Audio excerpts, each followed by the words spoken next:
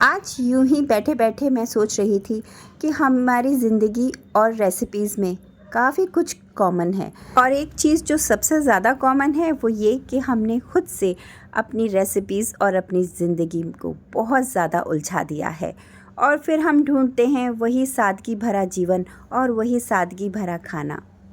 कैसे दिन त्योहारों पर हमारी मम्मियाँ, हमारी दादी नानियाँ घर के कुछ बेसिक सामान से बढ़िया बड़ी मिठाइयाँ बनाती थी।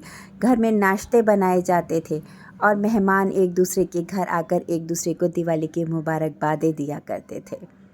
लेकिन आज के दौर में दिवाली आने की खुशी कम और एक दूसरे को गिफ्ट देने की टेंशन ज़्यादा बढ़ गई है। चलिए इन सब बातों में ना उलझ के मैं तो बना रही हूँ मेहमानों को चाय के साथ खिलाने के लिए ये मज़ेदार सी नमकीन, जिसको बनाने के लिए मैंने यहाँ पर लिया है 2 कप मैदा। उसमें डाला है मैंने स्वाद अनुसार नमक, अजवाइन डाली है और साथ में मोइन के लिए डाला है मैंने ऑयल। सब चीज़ों की क्वांटिटी मैं नीचे मेंशन कर दूंगी, तो आप ज़रूर चेकआउट कीजिएगा। और उसके बाद थोड़ा थोड़ा पानी डालकर इसका एक सॉफ्ट सा मैंने डो लगा लिया है और इसको रख दूंगी अब साइड पर।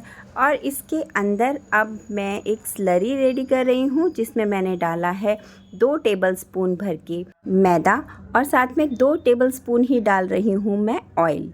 अच्छा, मैंने तो ये मैदे के साथ बनाई हैं, आप इसे आटे के साथ भी बना सकते हैं, ये उसके साथ भी उतनी ही बढ़िया बनेगी। और अब इन सबको अच्छे से मिक्स करके मैं इसका एक अच्छा सा स्लरी बनाऊंगी। थोड़ी थिक रहेगी ये स्लरी, कुछ इस तरह की जैसे क्रीम होती है, बस इसी तरह की। अब इसको भी रखते हैं साइड पर। और थोड़ा सा किचन मैंने क्लीन कर लिया था, क्योंकि काउंटर बहुत जब सामान हो जाता है तो मुझसे काम नहीं किया जाता। इतनी देर में आटा भी सेट हो गया था।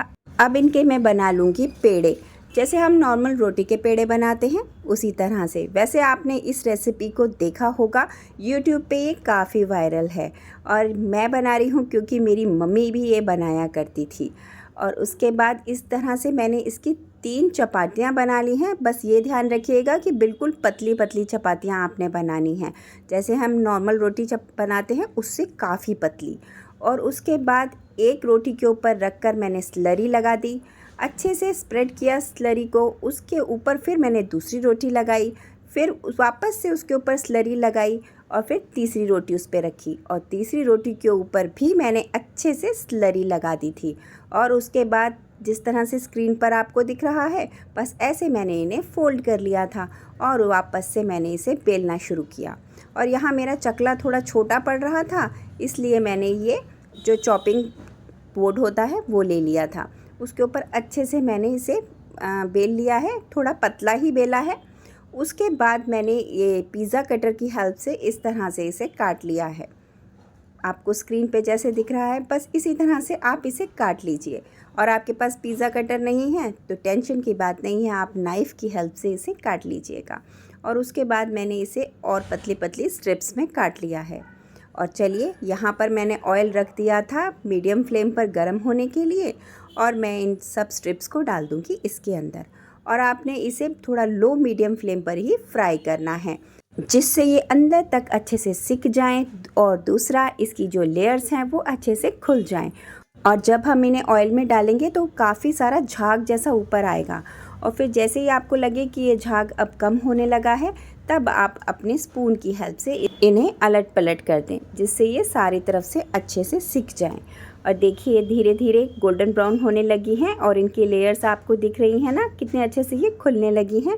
बस ये इसी तरह से खुलनी शुरू हो जाएंगी और ये धीरे धीरे गोल्डन ब्राउन हो जाएंगी। और इस टाइम ना इतनी ज़्यादा अच्छी खुशबू आ रही है, काश मैं वीडियो में से आपको खुशबू तक पहुंचा पाती। और इस तरह से एक बैच तो हो गया है कंप्लीट और अब मैं दूसरा बैच बना रही हूँ। वापस से मैंने रोटियाँ बेल ली पतली पतली, उनके ऊपर स्लरी लगाई, फिर एक रोटी रखी, उसके ऊपर दोबारा से स्लरी लगाई, फिर तीसरी चपाती रखी और वापस से तीसरी चपाती के ऊपर मैंने स्लरी लगा दी है। ये स्लरी का ही कमाल है जो इसकी लेयर्स खुल रही हैं। और वापस से जैसा स्क्रीन पे दिख रहा है इस तरह से इन्हें पैक किया और फिर वापस से मैंने इसे बेल लिया है। थोड़ा पतला ही बेलिएगा और थोड़े हल्के हाथ से बेलिएगा, नहीं तो लेयर्स ज़्यादा अच्छे से खुलेंगी नहीं। और स्लरी भी थोड़ी अच्छे से ही लगाइएगा, क्योंकि स्लरी की वजह से ही ये अच्छे से खुल रही हैं। वापस से मैंने इन्हें पिज़्ज़ा कटर की हेल्प से काट लिया है। और उधर जब एक बैच निकल गया है, ये देखिए, उसी टाइम मैंने फिर दूसरा बैच डाल दिया था, वो भी इसी तरह से मैंने लो मीडियम फ्लेम पर इसे फ्राई किया। और ये देखिए कितनी खस्ता बनी है ना। मेरे घर में मेरे हस्बैंड और बच्चों को तो ये बहुत पसंद आई, और आपको भी वीडियो पसंद आया हो तो प्लीज़ लाइक करिएगा। इस वक्त मुझे आप सबके सपोर्ट की बहुत ज़्यादा ज़रूरत है, तो प्लीज़ सपोर्ट करिए। And thank you so much guys for watching my videos. God bless you all.